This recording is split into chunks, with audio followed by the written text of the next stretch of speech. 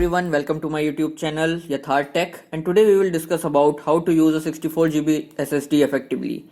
So I am using a 64GB SSD for past 6 months, and as you can see I even have 16.6GB of free storage left in it. Well, you might be thinking of getting a new SSD from AliExpress or some sort of on a good deal of under 1000 or under rupees 900 and putting it in your motherboard along with your hard drive. Well, it could be a good idea as this is what I have done, and if you have installed your 64GB SSD on your motherboard, then I would recommend you to download Windows from Microsoft official site, and don't fear about losing your genuine Windows because Windows has upgraded its system a lot and now it quickly recognizes if your system had that genuine Windows or not. It doesn't depend where you get it from. Well, once you have done this, then I would recommend that you go to your disk management and enable your SSD.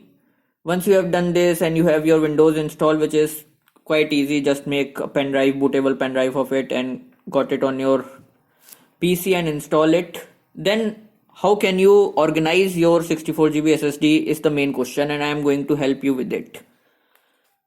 So firstly, I would recommend you that you analyze which are the apps that you use the most.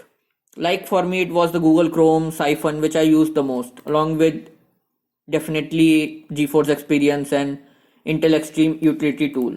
So these are the softwares which I have on my SSD, along with other files of definitely the cache generates and all this go to the primary drive of your system.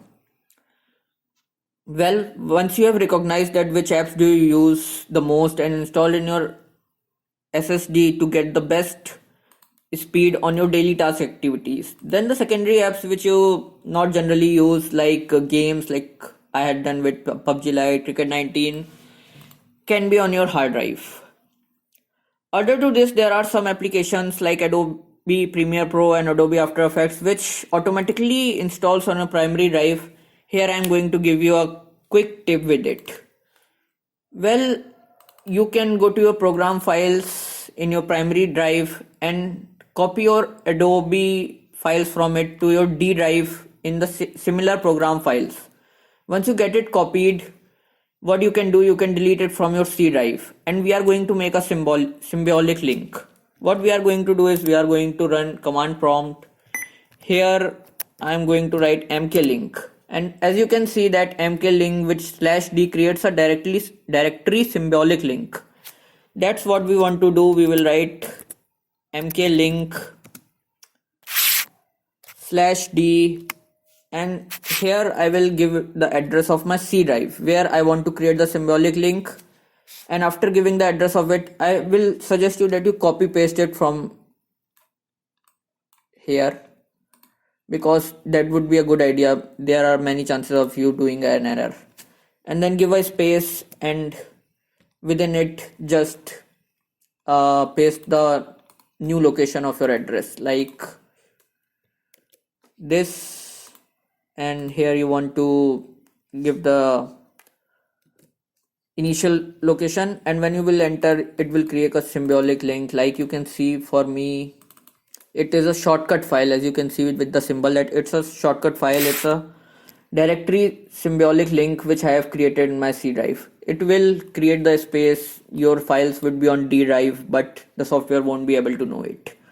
Other than this, what you can do is you can go to your system and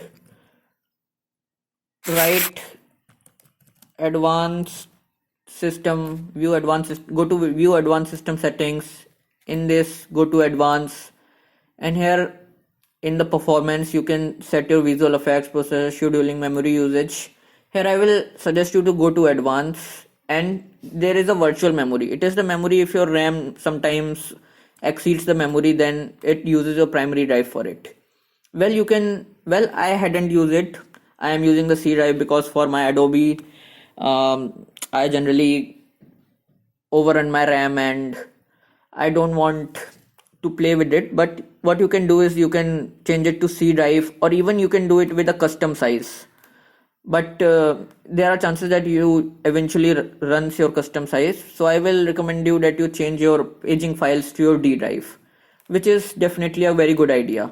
Other than this, many websites and many people definitely may have told you that you disable your hibernate mode, but I won't suggest it because disabling hibernate mode will disable your fast boot, and that is the one of the reasons that why we have installed the SSD. We don't want to overrun our own thing. Other to this, what I can suggest you is that you can go to storage settings, and here you can see the configure StorageSense or run it now. Well, in configure StorageSense, you can on your StorageSense and run StorageSense every week. I had done it every week. It's good. Actually, what it does, it deletes all the temporary files and the files which are undetectable by the human eyes.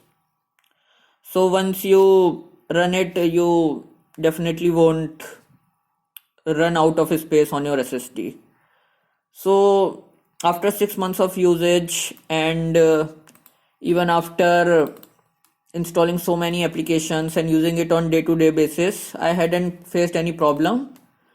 I would suggest you that 64GB SSD is sufficient as of now, and definitely I would recommend you to go with it if you get a great deal. Thanks.